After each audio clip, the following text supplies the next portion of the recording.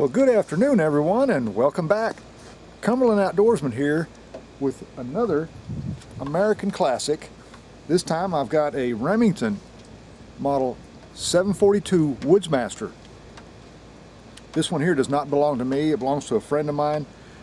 He's been having a little bit of trouble with it because he's lost a few deer that he shot at with it, and he wanted me to check it to see if the gun was on target, you know, if it was zeroed in, and sure enough it was way off. So I'm out here trying to find the right load for it. I'm currently loading some 150 grain bullets with 58 grains of Hodgdon 4350. The model 742 first came around in 1960 and it was produced until 1980. And there were nearly 1.5 million of these rifles made, and they were chambered with short chambering such as the 243, the 6mm Remington, and the 308 Winchester, and they were also chambered in full-length cartridges such as the 280 Remington or the 7mm Express and the 30-06, which this one here is chambered in. This is a 30-06. And the 30-06 has been around for a long time, but you know, it just refuses to die. And understandably so, because when you can push a 150 or a 165 grain bullet at around 3,000 feet per second, the 30-06 is still a force to be reckoned with, folks. So I'm down here shooting at 100 yards. The scope that he's got on here is a Bushnell 3x9 banner. I don't particularly like these type of mounts, but that's what he's got on there, so I'm trying to get the gun zeroed in for him with these mounts. To me, the see-through mounts are practically worthless. That's just my opinion. Everybody has their own opinions. They think that if they got a scope on here and something's wrong with the scope, they would use the open sights, but you know, what's the point of having a scope if you want to use open sights? I mean, to me, it just doesn't make sense. But that's a personal opinion. I like a scope that's mounted as close and flush to the action and barrel as possible, so that it's more in line with the barrel and not so much offset between the barrel and the scope.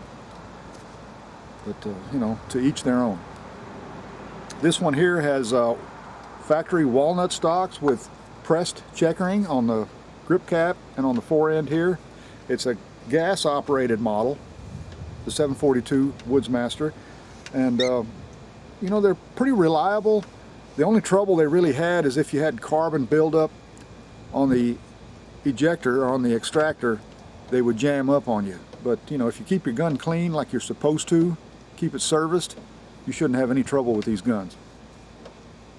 The safety is right here where it should be, just like on many of the other Remington firearms, such as the Model 1100, the 1187, the Model 870 shotgun, you know, 22s such as the 552. These are very much a popular trigger design that was employed by Remington for so many years, and it was very successful because it was just a really good design. It has a box type magazine. To close the bolt, you have a button right here that you depress, or push forward I should say. Sling's kind of getting in my way there, but anyway, you push that button forward and the bolt closes. And then to extract the magazine, you simply depress this lever right here, right in front of the trigger housing, and the box magazine comes out. If you own one of these rifles, it would probably be advisable to get an extra magazine in the caliber of rifle that you have, because just like with the Model 788, the woods are full of these magazines laying on the ground where people have lost them. So, you know, an extra magazine is always something that I would advise, just like an extra set of keys for your vehicle. You know, you never know when you're going to lose the keys that you have. So it's nice to have an extra set. But anyway, I'm going to do a little bit more shooting here. I just wanted to cover this little rifle in its factory form. Nothing's really been altered other than the scope mounts that have been put on it and the scope itself. One thing I should mention, the front sights are adjustable for windage, and the rear sight is adjustable for elevation if you want to use open sights. You know, you can install sling swivels like this one here has a pretty nice, handsome rifle sling on it, and it serves itself well in the woods, I'm sure. The bolt has several locking lugs. I'll pull it back part of the way so you can see what I'm talking about there. See those locking lugs? And they rotate as the bolt goes into full battery position. So anyway, like I said, I'm going to take a few more shots and see if I can get this rifle sighted in. I may try some different powders to get the gun shooting just the way I like to have them shooting. So, you know, accuracy is the main concern anytime you're sighting in a deer rifle or a squirrel rifle or anything else you want to use for hunting. You know, if it's not going to be accurate, it's pretty much useless, folks. So like I say, let me take a few more shots and see where this old girl will print them at 100 yards.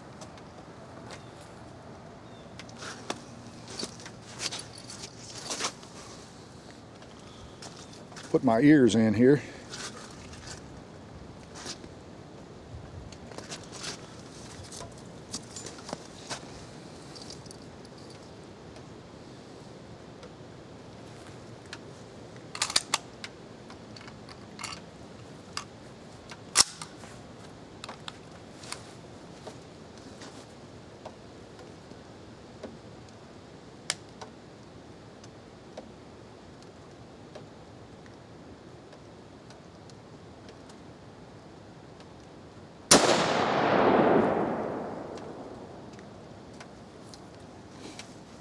Okay, that one shot a little bit to the right. I'm going to send another one downrange, see where this one hits.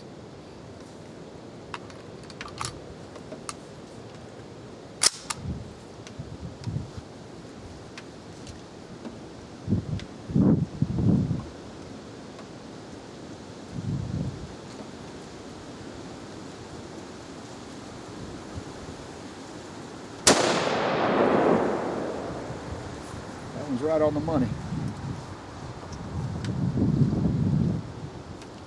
Try another one here.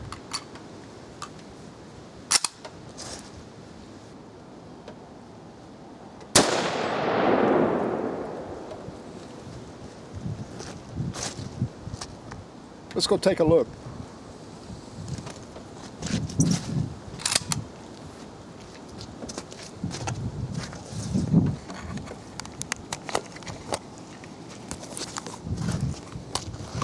Action's open, nothing in the magazine, nothing in the chamber, safe to go downrange. I'm going to take a look at some of these cartridges here, make sure we don't have too much pressure build up.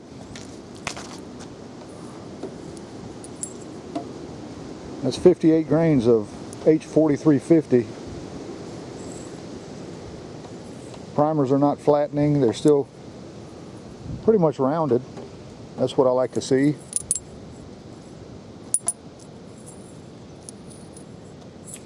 All right. Doesn't look like there's too much wear and tear on the brass either. So let's go check out our target here.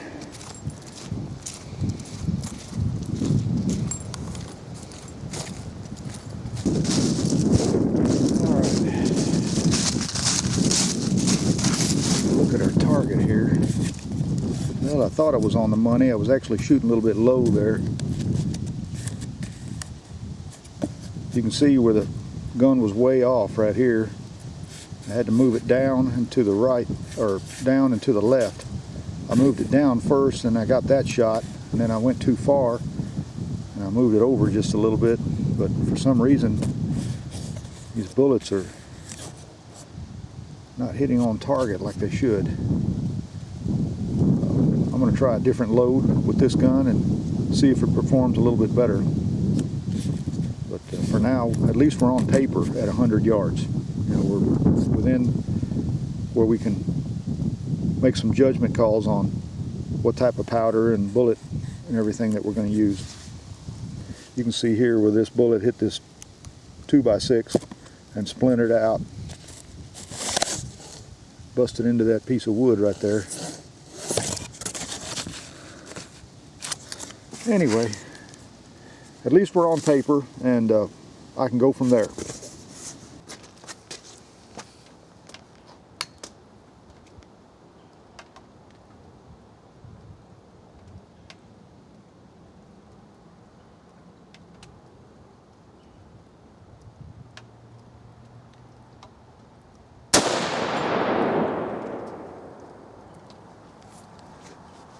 Well, folks, I think I found the right load for this gun. I just fired 3 shots, and they look like they're clustered pretty close together. What I'm loading is 50 grains of IMR 4064 with this Hornady 150 grain bow tail bullet using a CCI primer. It looks like we're right on as far as pressure levels. That's even better than the load I had before. But what impresses me the most is that was my first try with the IMR 4064 for that particular rifle. And it looks like I'm grouping just a little bit to the left, but a lot better than it was with the H4350. Which is a really good load for my Remington 700. All right. Yeah, that's a lot better right there, folks. I was a little bit low, so I moved it up a few clicks, and now I'm still just a tad to the left. So I'm going to go up maybe 1 click and over 2 to the right. Should be right on the money, but that's plenty good for deer hunting. That's in the vitals of a whitetail all day long.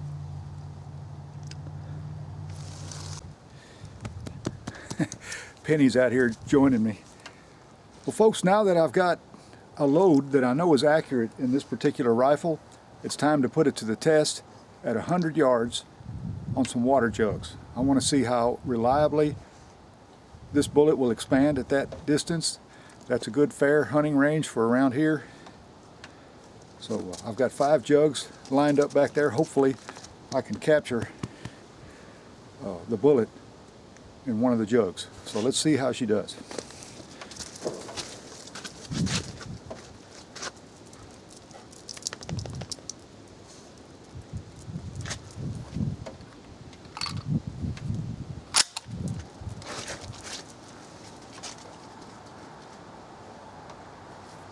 I'll zoom in on that target there. Okay, I'm going to zoom in on that jug down there at 100 yards. It's down there on the other side of my 50-yard range. You can see it standing there.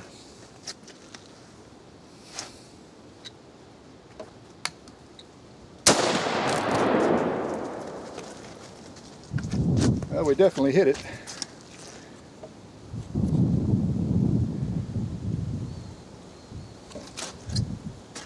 Let's go check it out. Well, did we get that bullet? Huh? Did we get that bullet? Let's go check it out. Come on, girl. I'm sorry that that camera was knocked off of the target there, but she reacted to it, and I think she bumped one of the legs. Well, folks, there you have it. It pretty much obliterated the first few jugs here, and looks like I've got a bullet at the bottom of the 3rd jug.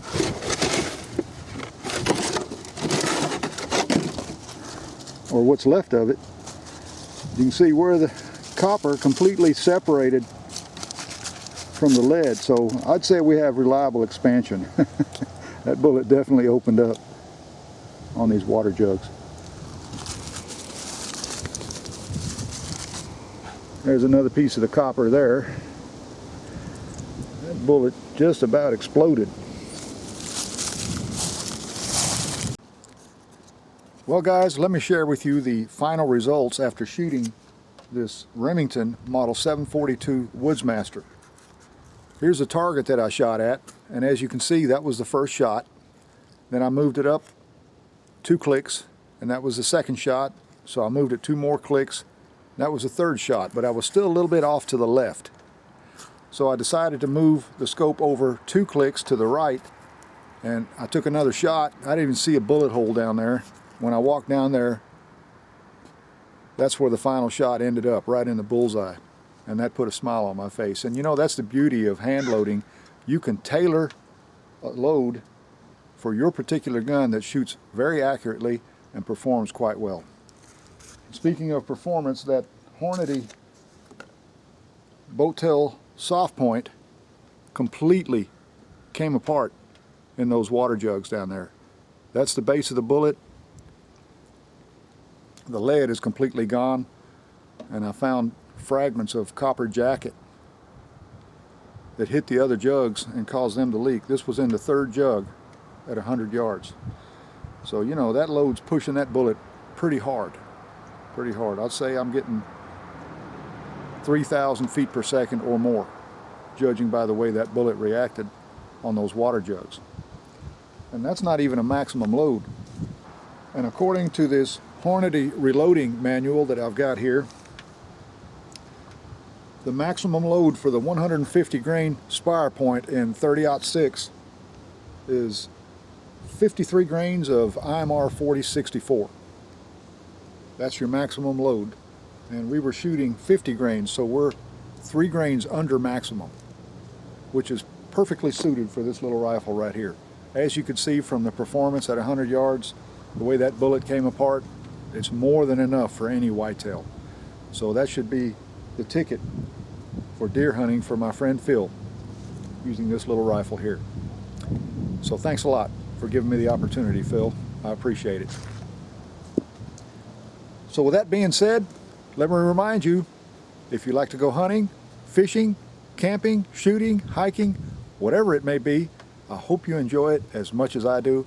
And until next time, remember, hit that like button, smash the bell icon, and subscribe.